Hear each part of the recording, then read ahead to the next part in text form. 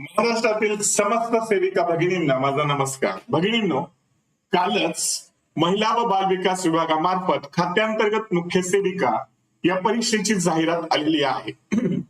या जाहिरातीच्या अनुषंगाने बरेचसे प्रश्न, बऱ्याचशा शंका या सेविकांनी विचारलेल्या आहेत. तर त्या शंकांचं निरसन आपण आजच्या व्हिडिओमध्ये करणार आहोत. तर त्यांची पहिली जी शंका आहे, पहिला जो प्रश्न आहे तर तो आहे बघा की सदरील जाहिरात ही कोणत्या भागासाठी आहे, म्हणजे ती ग्रामीण भागासाठी आहे की शहरी भागासाठी आहे.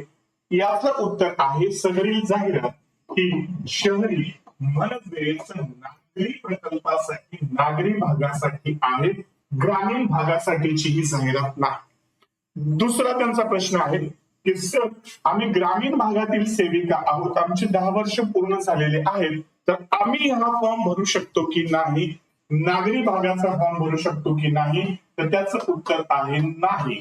ग्रामीण भागातील सेविका या परीक्षेचा फॉर्म भरू शकत नाहीत, कारण तुम्ही जाहिरातीमध्ये वाचलं असेल बघा की मुख्य सेविका पद असं त्यांनी म्हटलेलं आहे. मुख्य सेविका ह्या शहरी भागात, नागरी भागात असतात. ग्रामीण भागात ज्या असतात त्या पर्यवेक्षिका असतात. किती आहेत पदे? 272 प्लस त्यांनी सांगितलेलं आहे की निकाल लागेपर्यंत जेवढी पदे रिक्त होणार आहेत तेवढ्या पदांसाठीची जाहिरात आहे. म्हणजे निकाल लागेपर्यंत समजा 25, 50, 75 जेवढे रिक्त होतील ते याच्यामध्ये ऍड होणार आहेत. 272 तर फिक्सच आहे. पण हे कुणासाठी आहे? मुख्य सेविका म्हणजेच ग्रामीण भागातील सेविका हा फॉर्म भरू शकणार नाही.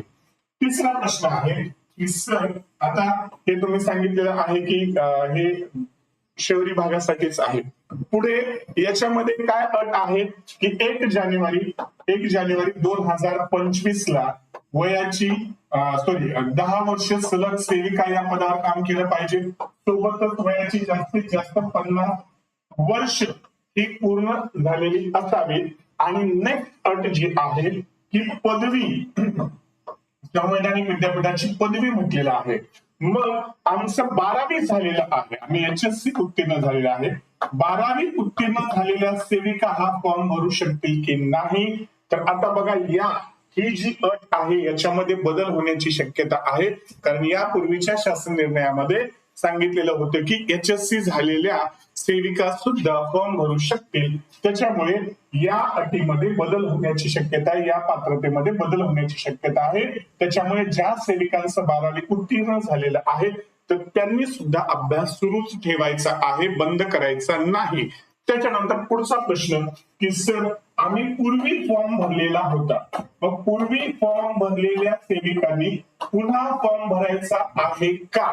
बघा, जाहिरातीमध्ये त्यांनी स्पष्ट म्हटलेलं आहे की ज्या पात्र सेविकांनी पूर्वी फॉर्म भरलेला नव्हता त्यांनी फॉर्म भरायचा आहे. याचा सरळ सरळ अर्थ आहे की ज्यांनी पूर्वी फॉर्म भरलेला आहे त्यांनी पुन्हा फॉर्म भरण्याची गरज नाही. ज्यांनी फॉर्म भरलेला नाही त्यांनीच जी लिंक आजपासून आलेली आहे त्या लिंकवर फॉर्म भरायचा आहे.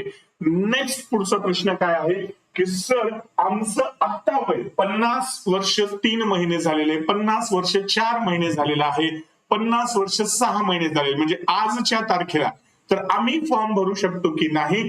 तर लक्षात ठेवा की तुमचं वय आता जरी 50 वर्षापेक्षा जास्त झालेलं असेल तरी तुम्ही 1 जानेवारी 2025 ला जर तुमचं वय 50 किंवा 50 पेक्षा कमी असेल तरी सुद्धा तुम्ही फॉर्म भरू शकता.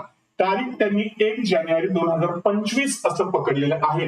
पण 1 जानेवारी 2025 ला जर मात्र तुमचं वय 50च्या जास्त असेल तर तुम्ही फॉर्म भरू शकत नाही. त्याच्यानंतर नेक्स्ट, सर वेबसाईट कुठली आहे? तर ती आहे बघा वेबसाईट ICDS.gov.in या वेबसाईटवर या परीक्षेचा फॉर्म भरता येईल. ओके, तर ही होती ज्या काही शंका तुम्हाला पडलेल्या होत्या त्याची उत्तरे. अजून तुमची काही प्रश्न असतील तर तुम्ही कमेंट बॉक्समध्ये विचारू शकता, मी ती उत्तर द्यायला तयार आहे. सोबतच या परीक्षेचे परिपूर्ण व्हिडिओज आपण लक्ष्य चॅम्पियन्स अकॅडमी या ऍपवर डाउनलोड केलेले आहेत. पुस्तकातलं डायरेक्ट मस्तकात कसं जाईल याच्या मस्त ट्रिक्स आपण सांगितलेल्या आहेत. आणि या परीक्षेसाठी महत्वाचा जो तांत्रिक घटक आहे ज्याच्यावर तुमचा रिझल्ट अवलंबून आहे त्याचे 30 ते 40 प्रश्न परीक्षेला विचारले जातात. त्यासाठी महिला व बाल विकास विभाग कायदे व योजना प्राध्यापक कल्पना जाधव यांचे पुस्तक तुम्हाला जर हवं असेल आणि या परीक्षेची जर तयारी तुम्हाला करून घ्यायची असेल तर या क्रमांकावर तुम्ही संपर्क साधा 93-73-19 नेक्स्ट 58-24 आणि ह्या सोबत लक्ष चॅम्पियन्स अकॅडमी हे ऍप डाउनलोड करून घ्या.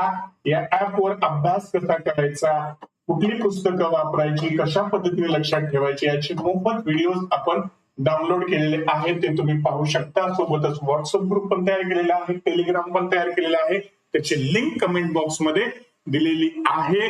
आता अभ्यासाला सुरुवात करायची आहे कारण ही संधी पुन्हा येणे नाही. बघा, समाज म्हणतो की स्त्रीला आधाराची गरज असते, पण माझं स्पष्ट मत आहे की स्त्री कित्येकांचा आधार बनते जेव्हा ती स्वतःच्या पायावर उभी राहते आणि जगातली सर्वात शक्तिशाली स्त्री तीच असते जी स्वतःच्या पायावर उभी राहते. ओके, कारण हे आकाश तुमचं आहे, पंखही तुमचे आहेत, स्वप्नही तुमचे आहेत. फक्त आता काय करायचंय, मनामध्ये जिद्द ठेवायची, भरारी घेण्याची आणि तयारी आता सुरू करायची आहे. कारण आता संघर्षाला खऱ्या सुरुवात झालेली आहे आणि तुम्ही जिंकणारच आहात याच्यावर माझा प्रचंड विश्वास आहे. या परीक्षेच्या संदर्भाने मी दररोज सायंकाळी 8 वाजता लक्ष चॅम्पियन्स अकॅडमी ऍपवर लाईव्ह येतो, युट्यूब वर सुद्धा येत असतो आणि तुम्हाला मार्गदर्शन करतोय. आणि ही पुस्तकं कशी वापरायची, कसा अभ्यास करायचा असो अगदी मोफत मार्गदर्शन मी करत आहे. तर तुम्ही सुद्धा अभ्यासाला लागा आणि यश मिळवा. व्हिडिओ आवडला असेल तर लाईक करा, शेअर करा, सबस्क्राईब करा. भेटूयात पुढच्या व्हिडिओमध्ये. Till then have a great day champions.